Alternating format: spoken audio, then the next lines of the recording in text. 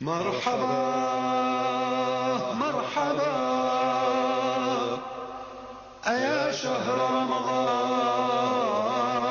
مرحبا مرحبا مرحبا أيا شهر الخير والبركة والإحسان مرحبا مرحبا مرحبا أيا شهر التراويح والتسبيح والتهليل وتلاوة القرآن مرحبا فتحت فيك أبواب الجنان وغلقت فيك أبواب النيران. کێ هەیە و دەنگە خۆشە نەناسێت؟ کێ هەیە ئەو سروتە نەناسێتەوە کە ساڵانێک هەموو خەڵک بە دیار تەلەڤیزۆنەکانەوە دادەنیشت تەنیا بۆ ئەوەی کە گوێی لەو سروتە بێت لە ڕەمەزاندا یەکێک لە جوانیەکان ئەوە بوو کە گوێت لەو سروتە ئاینیە بێت کا بە دەنگی کەسایەتێکی زۆر جوان و دیار هی کوردستان هی شاری سلێمانی بەڕێز مامۆستا ئەنوەر قەرەداخی کە بەڕێزیان هونەرمەند ئاوازدانەرن ساڵانێکی زۆرە لە بواری هونەریدا خزمەتەکەن لە مێژووی هونەری ئەم شارەدا ئەوان جێپەنجەیەکی زۆر زۆریان هەیە مامۆستا زۆر بەخێر هاتی زۆر سپاس دەکەم بەخێر بێت مامۆستا مامۆستا تۆ لە هەڵەبجە لەدایک بووی دوای هاتوویتە سلێمانی هەموو ژیانی هونەریت لە سلێمانی بووە بۆچی بە ئەنوەر قەرەداخی ناسراوی ئەوە حکایەتی دوورە سیستمەختانی بگرم ئێمە لە ڕەچەڵەکە مەردۆخەیین مەردۆخەیی لە ڕۆژاواوە هاتوون چوونێتەوە کورد بە بەشتێکیان چوونتە ڕۆژهەڵات لێ لە تاران و لە سنە و لە کامیاران و لە مەریوان و ئەم جێگانە جێگیر بوون لەوێشە بەشێک هاتوون لە قەراق جێگیر بوون جاو قەراقی هینی ئەوەیە کە ئێمە هاتوین تەوێ بەڵام دەوێ ئەڵێن شێخانی قەراقە ئەڵێن شێخانی قەراقانی مەردۆخەیەکان باشە مادەم باسی ئەم تیرۆک و بەسەرهات دەکەین بەسەرهاتی ئەم مەرحەبایە ساڵی چەند تۆمارت کرد بیرۆکەکە چۆن بوو سەرەتا کە تەلەڤیزۆنی گەری کوردستانمان دروست کرد بە چکە چک تەوەڵەیەوە دوکان قاڵبێ سابوون و شتێکمانی هەنا ئەوە شەکەمان دروستە کرد لە ڕاستیدا ڕەمەزانان بوو ئەمانویست خەڵکەکە ئێواران تۆزێت هینێکیان بینێ ئیسراحەتێکیان بینێ خەڵکی ئەم شارش زۆربەی زۆری مسلمان وەختە فرانسپۆزەرێک و پەخشیە کرد ئیتر بەنامەی ڕەمەزانمانە کرد خوا هیچی وانە بوو یانی سێمە کرد ئیتر چوومۆ یادی مناڵیم ڕاستەکەی کە لە هەڵەبجە یا لە سلێمانی هەلێرە ئەو ستایشە ئاینیانە ئەوترا لە وەختی تەراویحە لە حەزرما مابوو جا تۆزێ لەگەڵ تۆزێ گۆڕانکاریە لەوێ خۆم بە باشەوە زانیم وت بە ئەمانە بزانین بڵاوکردن بزانین خەڵک پێخۆشیان پێخۆش نییە وردە وردە چوە ناو هەستی خەڵکە بەڕاستی تر لەوێەوە خەڵک حەزی لێکە ڕۆژ نییە نامم بۆ نییە ڕۆژ نییە بڵێن شتی تازە ئەوانای تر خەڵک تێر نابێ بە شتێک لەوانێ لەوانێ بەڵام من گۆران بێژ نیم باخر ئەوە کێشەکە لەوایە چونکە وەختی خۆی ویستم بە یەک دوو کەس بێڵێم کەیان ویان وەتەزانی گۆرانی ئەڵێن ئێمەش ئەمە ئەحساسێکی دینیە بێ تۆزێ ئەو حساسە دینی تیا بێت و بزانی چۆن ئەیگەری بە خەڵکەکە گەیانن زۆر مهمە شعوری مقابلی مادەم باسی ئەو ئیحساسە دەکەی جیاوازی نێوان گۆرانی و منازاتی دینی چییە؟ زۆرە جیاوازەکان زۆرە لە وشا زۆرە لە جۆری ئاوازەکانە زۆرە ئێستا هەندێک ئاوازی تازە ریتمەکەشی بۆ ریتمی ئەلکترۆنی یانی بەڵام لەگەڵ ئەوەشە هەر ئیحساسە دینیەکەت هاتێ یعنی بەنوعێک تەقدیمەکە کە تۆ ناتوانین تەجاوزی ئەو حاڵەتانە زیاتر دەبێت ریتمی لەسەر خۆ هادی بی شەر نییە خێراش هەیە خێراشە هەیە خە لەسەر خۆیە هەیە بەبێ ریتمە هەیە بە کۆمەڵێوێ هەیە بە تەنها وترێ ینی گرنگەوێت تۆ ئەو ئەحساسە هەستێکەوە هەتا بیگەنی بە خەڵکەکە مامۆستا وتت نامەی زۆرم بۆیەت هێشتا ئەو سروتە جوانە لە دەنگی و گوێی خەڵک داماوەتەوە و منیش زۆر داوام لێ کردی کە ئەم شە کۆپلەیەکمان بۆ بڵیتەوە ینی بەشێکی ێزانم کە تەندروستیت زۆر ڕێگەس پێ نادا لەگەڵ کاک پەیاما زۆر خۆشحاڵە بین کە گوێمان لێبێتەوە مامۆستا بەخوا من چینی دەنگم توانێت لەو ڕووداوی کە توش بووم سەلامەتە بی ئیشەڵڵا ناو سیەکانەوە هەناسم کورد بۆ تۆ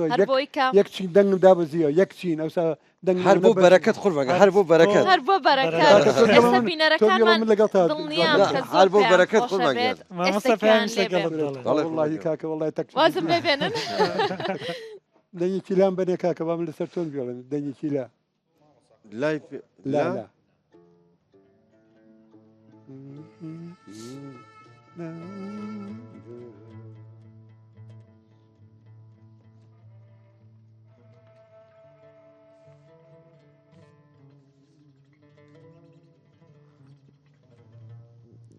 إيقاعات وين لقل ما نبي بقربان بنربي إيقاع إيش لقل ما بي مرحبا مرحبا أجر تواني بيلا مجر أجر بانشر بوم دايد يبودنا كم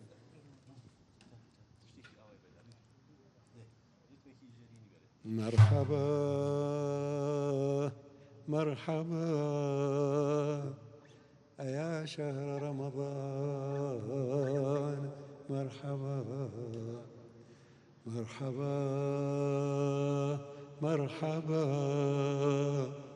يا شهر الخير والبركة والإحسان مرحبا مرحبا مرحبا يا شهر التراويح والتسبيح والتهليل وتلاوة القرآن مرحبا فتحت فيك أبواب الجنان وغلقت فيك أبواب النيران شهر رمضان الذي أنزل فيه القرآن هدى للناس وبينات من الهدى والفرقان اللهم اجعلنا من عتقاء شهر رمضان بحرمة القرآن وبحرمة محمد سيد بني الإنسان حسن أعمالنا بين يديك يا رحمن ودني من بكاكا یخوا دەنگە خۆش بێ ئەو دەنگە هەر بمێنێ کاک پەیام هاوکاری بەرەکەتە ئەکردی بەخوا دەست خۆش قوربانیان زۆر استفادەمان کرد والله هەناسەم نییە بێت واز بداوای دەفەرمە من قوربان. تەندروستە بیشەڵڵا مامۆستا زۆر إن إن زۆر شاء الله هەر هەبیتی قوربان ئێمە لەژێر سایە جنابێت قوربانتم قوربانتم بە تۆ بێڵە بزان با جۆم لە بزان بن و عیڵێکم نێڵێم قوربان هەر ئەوە بڵم یا شتێک تر هەر ئەوە هەر ئەوە هەر ئەو. نەبێ شەڕە دەگردانی ها گال لێ بێ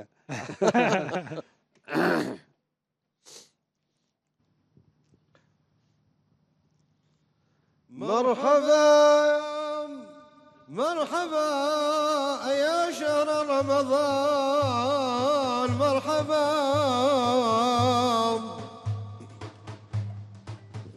مرحبا مرحبا يا شهر الخير والبركة والإحسان مرحبا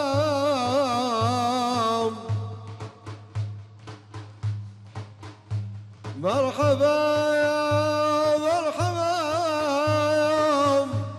يا شهر التراويح والتسبيح والتهليل وتلاوة القرآن مرحبا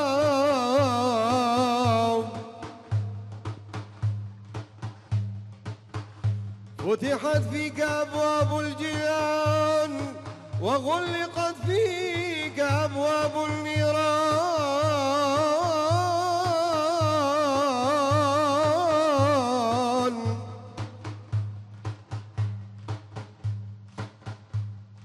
شهر رمضان الذي أنزل فيه القرآن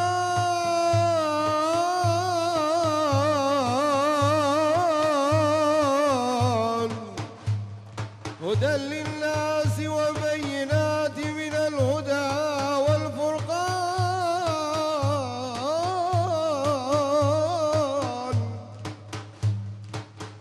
اللهم اجعلنا من عتقاء شهر رمضان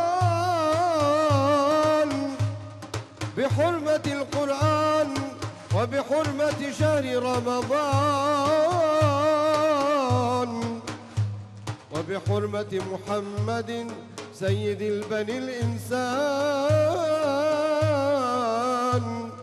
حسن أعمالنا بين يديك يا رحيم يا رحمن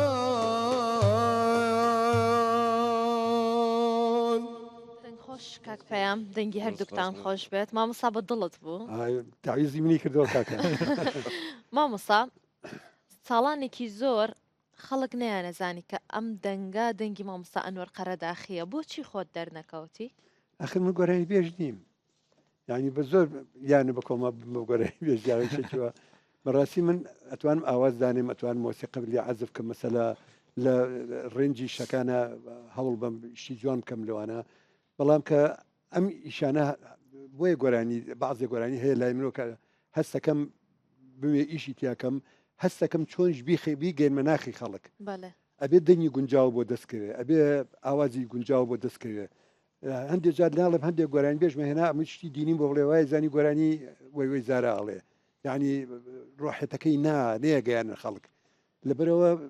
کە من ئەموو دەوی بەخوامەوەسە من ناتوانم وا بۆ نعیبێڵم تۆ خۆت بیر لە باش. مامۆستا ئەم ڕۆحیەتە کە لە تۆیە ئاوا دروست بووە هەری ئەوەیە کە تۆ لە هەڵەبجەوە لە حوجرەی مزگەوتی پاشاوە دەست بە خوێندن کردووە لەبەرەوەی لە بنەماڵێکی زۆر دیندار بوون. والله بەتەکید ڕنگانەوەی ئەوەی تیا هەیە چکە وەختی خۆی لە مزگەوتی پاشا لە هەڵەبجە بەڵێ مناسبە دەکرا زۆر دەنگخۆش هاتن، ینی ئیجازانی فەقەکانە ئیجازیان وەرەگرت، ئێستش بینوە کە ئیجازەی کاکی گەورەمیان نا دەنگخۆشیان لە شارەکان دەکانی کۆ کردو لەوێ، یعنی شتی خۆشیان و شتی جوانیانەوەت هەڵپەرکی جوانە کراتیایە، ینی کەرنەڤاڵێک بوو هەمووی لە هزر ماماوەتەوە دەروێشەکان کە هاتن بۆ مزگەوتی پاشا لەوێ نوع زیکریان کرد، یعنی ئیحساسی زیکرەکە لە خۆم ترسە چۆ دڵمەوە باوشمە کرد بە براکەمە ئەمود بمبەر بۆ ماڵەوە ترسم، ینی ئەمانە هەبوو مێشکمان ماوەتەوە، بەڵام نەمەزان ڕۆژە ڕۆژان من مامەڵی لەگەڵاکەم یا هەتا لە سلێمانی لە مزگەوتی حاجیحان شەوانی ڕەمەزان نەوعجەوێکی ڕۆحی ئەمەنە جوان بوو، یا لە مزگەوتی گەورە یعنی جەوێکی ئەوەنە ڕۆحی جوان بوو هەست بەخۆ نەکرد، یعنی دنیایەک بوو غەریب بوو لەلا، یعنی ئەو شتانی ئینسانە خاتە جەوێکەوە خۆش لای خۆ نامێنێت. ئەستاکەی ئێستا ئەو جەوە ڕۆحانیە کوردیە تەسەوفە لە پاشەکشەیە لە کوردستان؟ والله لە پاشەکشێ بەڵام هەر ماوە جووری ماوە مزگەوتێکی لێ ماڵی ئێمە، یعنی مبالغە ناکەم شەوان کاچین بۆ نوێژەوێ هەست بە ئیسراحەتێکی نفسیەکەم تایە ئەمە نەخۆشە لەلام بێتەوە نوێژی تەراحەتی شعور بە ڕاحەی نفسیەکەی چونکە ئیمانە بە عەقیدەکە هەیە، ئیمانە بە شتەکە هەیە و پاشەوە خەڵکەیەتەوێ خەڵکێکی زۆر بە ئەدەب و خواناسن، ئەنی ئەو شتانە فەرقەکات زۆر. مزگەوتی وا هەیە فەوزایە مەسەلا، بەڵام مزگەوتی وا هەیە ڕێکوپێکە، ئەنی ئەو شتانە ئەگەر تۆ بۆ ذاتی شخصەکە خۆی یعنی چێنێت تۆ توانی خۆت پابەت بکەی لەگەڵ ئەو شتا لە ڕووی ڕۆحیەوە ئەوە زۆر گرنگە، بەڵامی تەرگە تەمسیلیشکەوە دیارە تەمسیلەکەی. جنابی دکتۆر ئێستا هەروەها جنابت دەزانی موسیقی تەسەوف و عرفان لە کوردستان ڕیشەی هەیە، ئیستا لە چه ئاستێکدایە لە کوردستان موسیقی عرفان و تەسەوف؟ بەخوا بە مەحدودی دەرەکەوێ، یعنی جێگەی وا دانراوە کە خەڵک تیا بخوێنێ یا تیا فێر بێ لەو شتا بەداخۆڵێم، یعنی ئەو شتانی کە ئێمە کردووانە ئیجتیهادی شخصی خۆمانە، ئەزانی شتێکی وا هەیە لەو ڕۆوە، بەڵام یعنی ئەوانەی کەوا لەو بوارانە ئیشەکەن هەوڵی ئەویان نەداوە کەسانێک دروست کرد، یعنی من بینە ویستم ژیاننامەی پێغەمبەر درودی خوای لەسەر بێ بیکەن بە ئۆپەرێتێکی جوان، بەڵام بەداخۆ نەهاتن بەدەستەوە بۆ ئیشەکە، یعنی ئیشێکی زۆر جوان دەرەچوو، شتێکی زۆر ڕۆحی جوان دەرچوو تا سەر شانۆ. چێ نەهات ئەوانەی دەنگخۆشن یان بەخوا ئەو جهتەی کەەوە ویسمانی شەکەی پێ نایان نابم بانەبێ بەهێن، چونکە من لەگەڵیشانە هەر عاجزم تا ئێستش لەسەرەوە، چکە وعدمان بە زۆر کەسان 150 کەس بەشداریە کردایە. اینجا ئیشەکە زۆر جوان بوو، سوورەیەکی زۆر جوان لە مێشکمە ئیشم تیا کرد، ئاوازەکارم حازەکە 6 مانگ دەقەکەمان نووسی چۆن بی گونجێنی ئۆپەرێتێکی وا دروستکەین بە شتێک کاریگەری هەبێ، ئیتر خۆیان نانیزبیکەن چی بکە من بە تەنهاش من دەرەقەم ناهاتم بەڕاستی، ئەوە نم لە دەست و سودەکەی خۆم خزبە غفرەتی ئیشەکە، بەڵام ئەوان نەهاتن. جنابی دکتۆر ئیسا ڕۆڵی تەکیە و خانقاکە هەر وەکو دیسان وەکو جاران ماوەتەوە؟ نەوەڵڵا ئیسا بەعزە حاڵت هاتوۆتە پێشەوە بۆ شتی فەوزاتە دروست نەبێ بەلانکەی داعش و ماعش و شتانە، لەبەر ئەوەی ئەو شتانە تۆزێ تهدید کراوە بەڕاستی. باشە مامۆستا، ئەی خەڵک لەکوێ فێری ئەو ڕیتمی مناجات و ئەو بابەتە درێژەی پێ بدا؟ خۆ لە زانکۆکانیش ناخوێندرێ، لە بەشەکانی هوەر ناخوێندرێ، وڵاتی خەڵک خۆی بکەڕێ بە شوێنە شتانە ئەو جێگەی داخە بەڕاستی، یعنی ئەمە کە باسی گۆرانیکەین گۆرانی هەر گۆرانی بێژنیە قیت بێتەوە لەسەر مەسع گۆرانی بڵێ ئەنواع ئاشکال شێوازی هەیە، مەقام هەیە، هەندێک بەستەی فۆلکلۆر هەیە، شتی دانراو هەیە، شێوازی هەمە ڕنگ زۆر هەیە گۆرانی ئێمە تا ئێستا گۆرانی مۆسیقی ئێمە تا ئێستا مۆسیقی گۆرانیە ینی مۆسیقی تەنها نییە یا لە فەرعەکانی مۆسیقا ئیش بکرێت و ئەوانەتیا بکرێت ئەوەی کە یەت مەسەلا من تۆ شارەزایم لەم بوارانە هەبێ یەکێک یەت ئاوازێکەڵەیە لەو بوارە هاوکاری یەکەم چەندێ فێرە بێ ئیتر هەر ئەوەیە ئەنیا بڵێ لە پەیمانگای بخوێنرێت ئەم شتانە بڕوا ناکەم مامۆستا لەبەرەوەی کە بەڕێستان ستۆدیۆتان هەیە تاوەکو چەند ئێستا حەزێک هەیە بۆ وتنەوەی سروت و مناجات و ئەمێ ئەو بپرسم کە بۆچی تەنیا تێکستە کۆنەکان زۆر بەکارێت بەڵێ بەبستم تێکستە کلاسیکەکانە ئەم شاعیرانی کە ئێستا هەن کەمتر شاعر بۆ مناجات و سروتە ئاینیەکانە ئەنووسن بڕواکەی هیوایتایە مەسەلا دوورە دەدی بەڵام تێڵم ئەڵێم تێکسێکم بۆ بنووسە لەسەر فلان مەوزوع بیرۆکەکەی ئەمێ لەگەڵ یاکەینە مناقەشە و قسەکردن لەگەڵیا تاگەێنێ دەقینی هایی ئەنی هە شاعرەکە نیە بینووسێ جاران شعری شاعرە گەورەکان هەبوو ئەوە مەحوی بوو ماشەڵڵا هەر کەلیمەیەکی ئینسانە تەزێنێ بەڵام ئێستاش ئەو شاعرانی کە هەن توانەیە باشیان تایە بەڵام لە ڕۆدینیەکەەوە لە ناوی قوڵ نین لەناخە بەرەوە مەسەلا پێی ئەڵێ شێکمە بنووسە لەسەر مەسەلا ترس لە جەهەنەم یا خۆشی دڵ بخۆشە بە بەهشت و ئەتوێ نچیتە جەهەنەم چیتە بەهشت یعنی شعرێک ئالۆ بابەتان نووسە یا لە خۆشەویستی پێغەمبەر یا لە عیبادەتی خوا یانی شتانە لەگەڵ شاعرەکەدانشی دەی ئەهێن و ئەیبێت تاکو ئەگەیتە نەتیجەیە پار بەرهەمێکمان تۆمار کرد شاعریان هێنا بوو نەگونجا بە برادێکی خۆمان مانوت ناوی دڵشاد ئەحمەدە ئەوی کە بژانەوەی کوردستان لەگەلی کوردستان تەقدیم بیرۆکەکەم مایە شتێکی جوانی بۆ نووسیم لەگەڵ ئەوەی شاکە جوانی نووسی بەڵام گۆڕانکاریمان تێکرد ئاوازەکەی کاک برایم سابیر بوو تۆمارمان کرد لە سودەکەی خۆمان و زۆر ئیشێکی جوان دەرچوو ئەم ساڵیش بە تەما بوو ئیشێکی وا بکەم تێکسی باشم دەست دەکەوە بەڕاستی یعنی تێکسەکە هەیە لەلام بەڵام زۆر قەناعەتم نییە لەگەڵیا ینی ئەو مامۆستایانەی کە ئێستاش تێکست لەسەر شێوازی کلاسیک دەنووسن ئەمانە ئەو فەراغە ئەو بۆ شاییە پڕ ناکاتەوە عەرز دەکەم با من شێک تەشبیهێکە لە بینی خۆم و خۆتا بکەیت من مۆسیقی هەنم ئامێرەکەن عەزفێکەکەم باش ئەڵم بە تۆ تۆژادی عەزفێ بکە توانی ئەو شاعرانیش کە هەستەکە لە ناخیان نەکۆڵێ سۆرە دروست نابێت لەگەڵ مەفروزە لە ناخەکەیە ئەو دینە هەبێ ئەو ڕۆحە هەبێ ئەگەر ئەوەی تیانە بێت ئاوێتە بوون هەبێت بەتاکیت چکە گەروانە بێت ئەبێ بە تەمسیلکردن بێ بە شکڵیات لە وتنەوەی گۆرانیەکانیش ئێمە باسی کەس ناکەین بەڵام هەندێک گۆرانی بێژمان هەن لەگەڵەوەی کە گۆرانی تر دەڵێن بەڵام لە ڕەمەزاندا جارجار گۆرانی دینی دەڵێن بەس هەز دەکەی ئەم ڕوحیەتی تێدا نیە ڕوحیەتی ڕوحانیەت و دین و عیرفان زۆری تیا من ناجوڵێ وانە ئەسا من وەختی خۆی ئیشێکمان کرد مەجموعە ئیشی کۆراڵم کرد لە پەیمانگای هونەر جوانەکان بەڕەحمەت بێشە حەسیب ئامۆزای خۆمە وتم تێکسێکمێ لەو بوارە ئەڵاوەیسی مامەسیەوە مەموزین مەسا لە ئەڵاوەیسیا بوو مناقەشەمانە کرد وتم بەعزێک کەلیمەم گۆڕی بوو لە خۆم بێەوەی بۆ بڵێم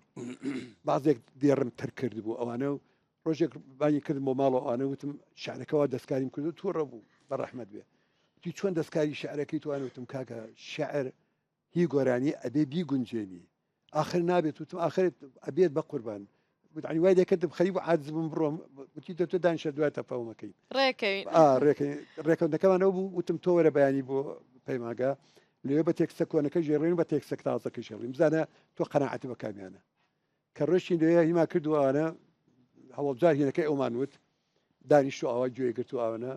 دووهەم جاریش بە تێکسەکەی کە من دەستکاریم کردبوو تێڵاوی تۆ جوانتر تم دەکەواتە ئەبێ حڕێتیش هەبێت لایەن ملاحینەوە هەندێک جا دەستکاری هەندێک وشە و هەندێک کەلیمات بکە بۆی بیگونجێنە جوانتری بکە تۆ لێکێ بڵێ بە ساقەی سەرێ بم لەکێ بڵێ بە فوای چاو بم بە فوای ناسکترە جوانترە اینجا ئەم وشانە هەندێک جار هەندێک تێکست هەیە هەم گۆرانی بێژێک دەیڵێ هەم کەسێکیش لە تەچێ و خانەقاکان دەیڵێ هەمان وشە هەمان شعری شاعیرێکی دیاری کراوە خەڵکێک ڕەنگە بڵێ ئەمە گۆرانی خەڵکێک بڵێ نەخەر ئەمە سرودێکی ئاینیە کامەیە یان تێکستێک هەیە بگونجێ بۆ هەردووچیان بڕوا بێ ئەوەی کە لە خانەخا ئەیڵێ لەگەڵ ڕۆحەکەیە ژیاوە الله لەگەڵ ناهی ینی لە ڕووی ئیسا من ئەمیزم گۆرانی بڵێم هەناسەم تەواو بواە ئەو ئەحساسی کە من دەری بڕم گۆرانی بێژی کرد ڕوا ناکەم دەری بڕێ چکە دەنگی کەس لەگەڵ دەنگی کە ناتوانانی مقارنە بکەی ئێستا ئەم ئەو سایشە ئاینانەیە ئەڵێ من ئەگەر چەندێک شارەزاش بوو گوێی لێ بکرم و غەڵەتی تیا بدۆزمەوە چاکەی تیا بدۆزمەوە ناتوان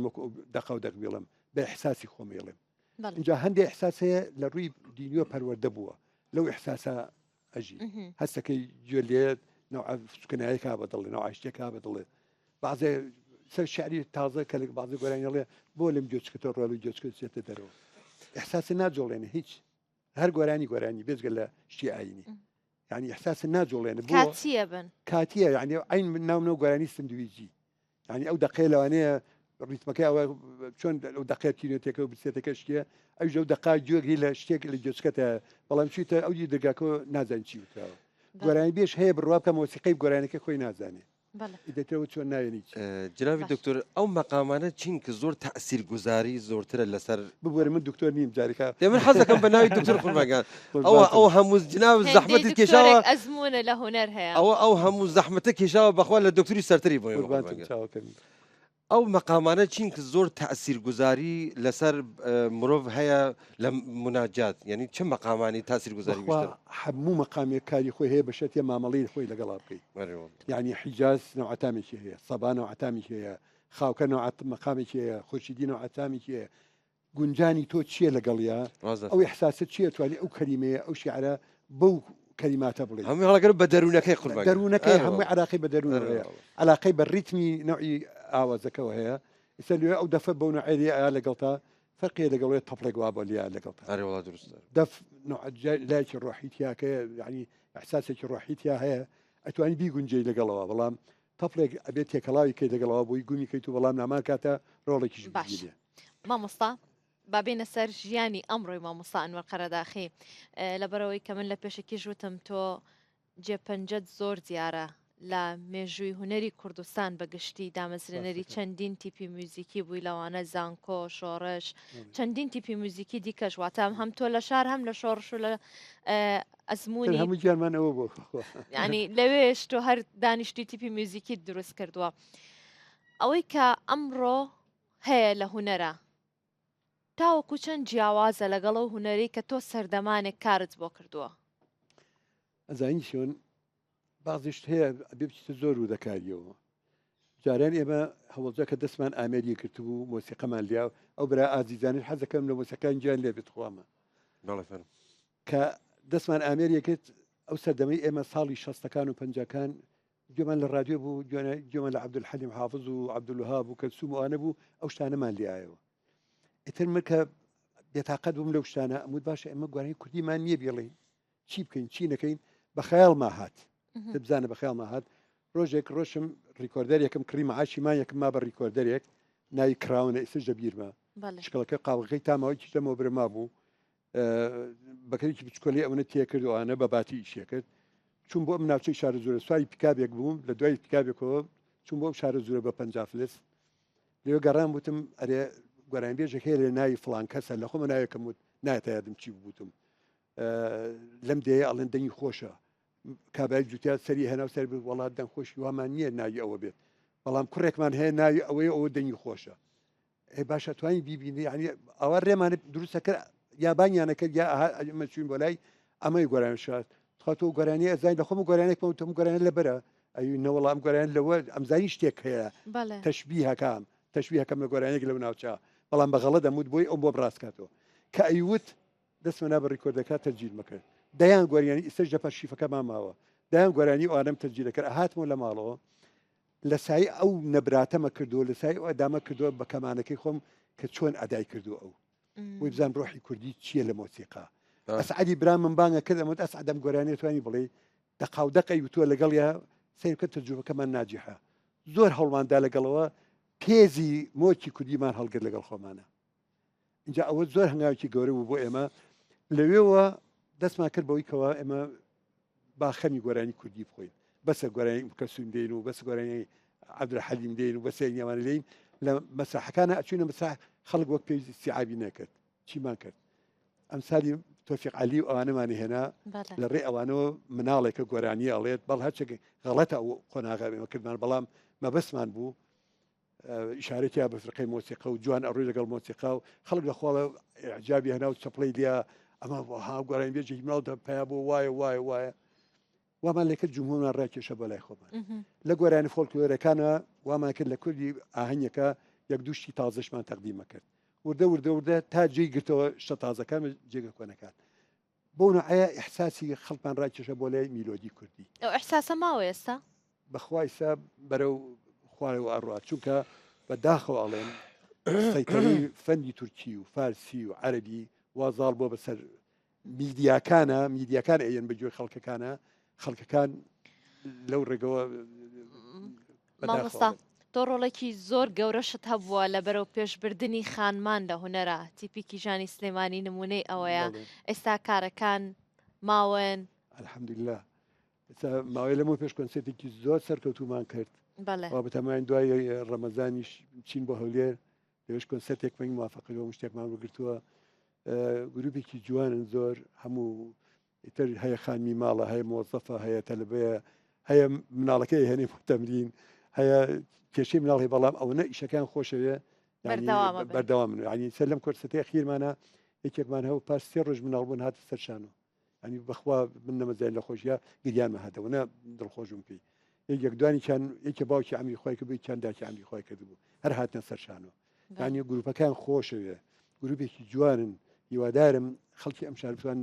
دەستیان بگرن هاوکاریان بکەن ئافرینیان بکەن چکە ئافرینە زۆرە بۆ ئافرەت هیوایتە لە سەرەتای دروستبوونی گروپەکەەوە لە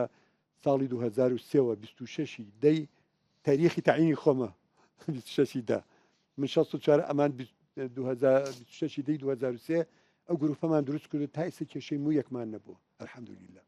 ئەوەی لەگەڵمانە بگونجێ ئەگونجێ ئەوی ناگونجێ خۆ حەفیزی بڕۆدەکەەوەی شەکەی هیچکە ئێوە بەردەوامین بەڵێ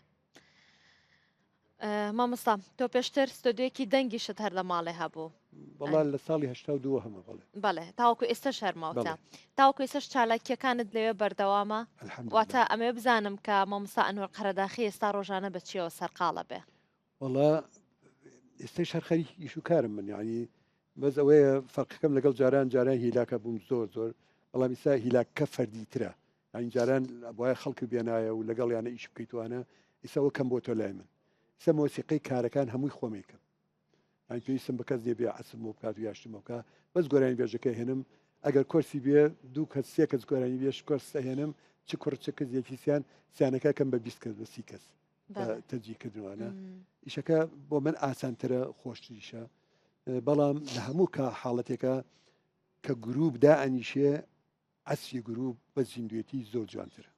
بێگومان ئێستا ئیشی تراکات هەیە ئیشی تراکات چونکە کولی جاری ئەحساسەکە دەگۆڕێ ئەو ئەحساسە بەوک پێویست ناگات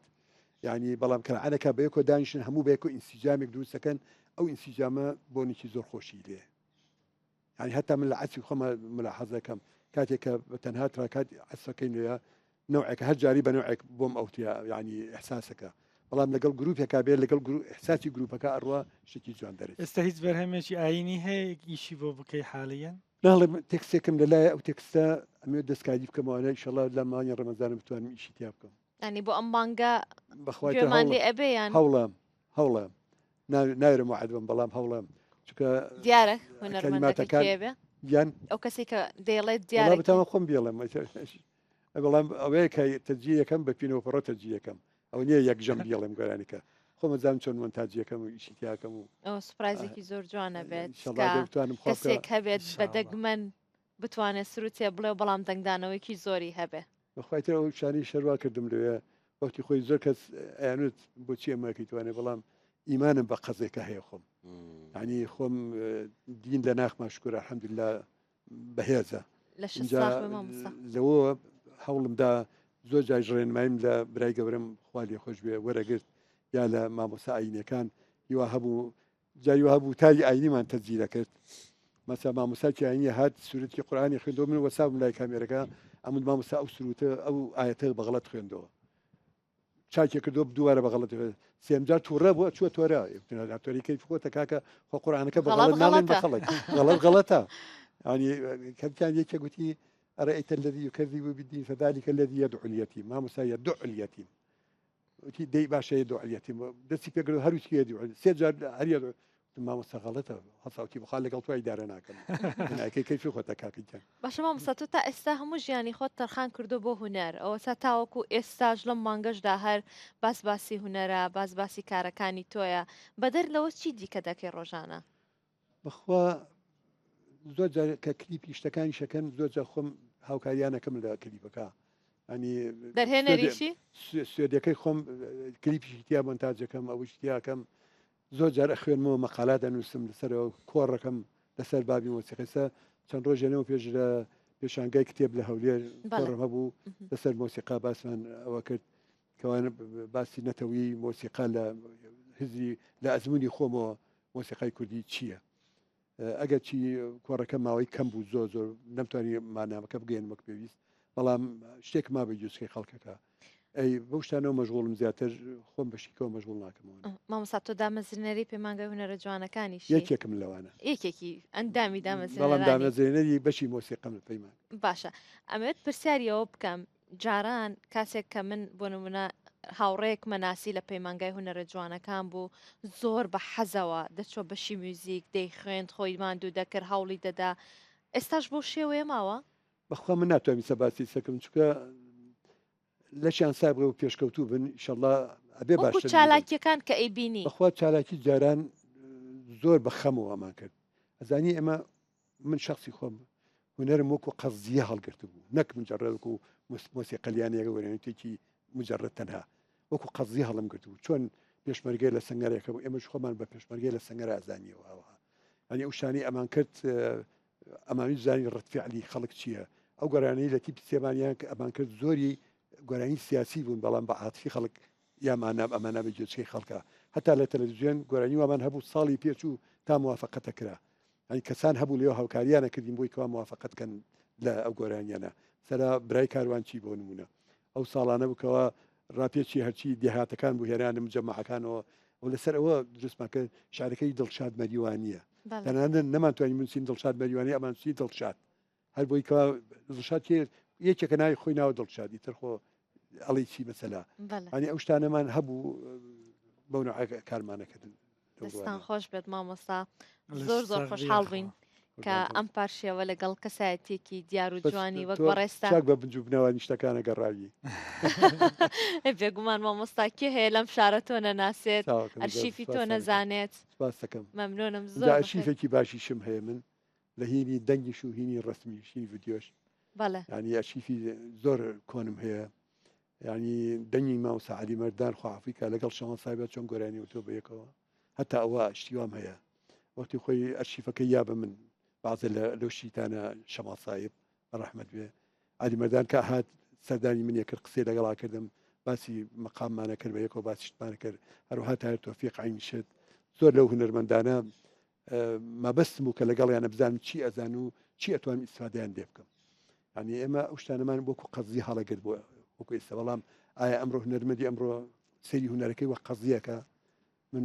واحد ناکەم چونکە لاساییکردنەوەی هونەری تورکی و فارسی و عەرەبی چه خزمەتێ بە کەلتوری ئێمەگەینێ ئەتوانی ئیسفادەی لێگری سوودی لێوەرگری لە ئەزممویان لە جۆری کارکردنیان بەڵام نەک بەکارهێنا بەڵام بەکارهێنێت دەقی ئەوان بێنی بکەی بە من عقلم نایبڕێەوە مامۆستا زۆر سپاسەکەین هیواداری نمونەت زۆر بێ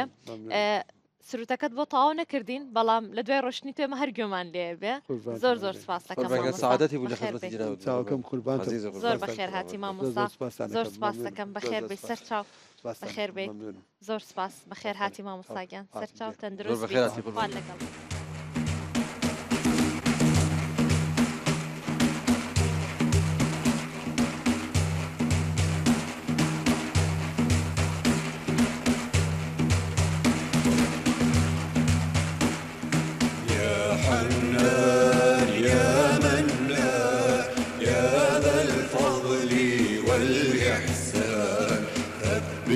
قلبنا بالإيمان نرجو عفوك والغفران يا حنان يا منان يا ذا الجود والإحسان ثبت قلبنا بالإيمان نرجو عفوك والغفران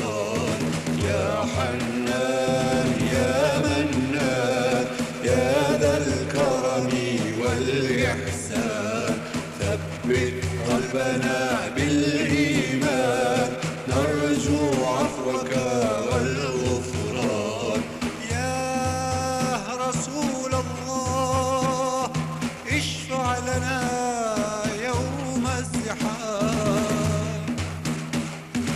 الله لا إله إلا هو محمد رسول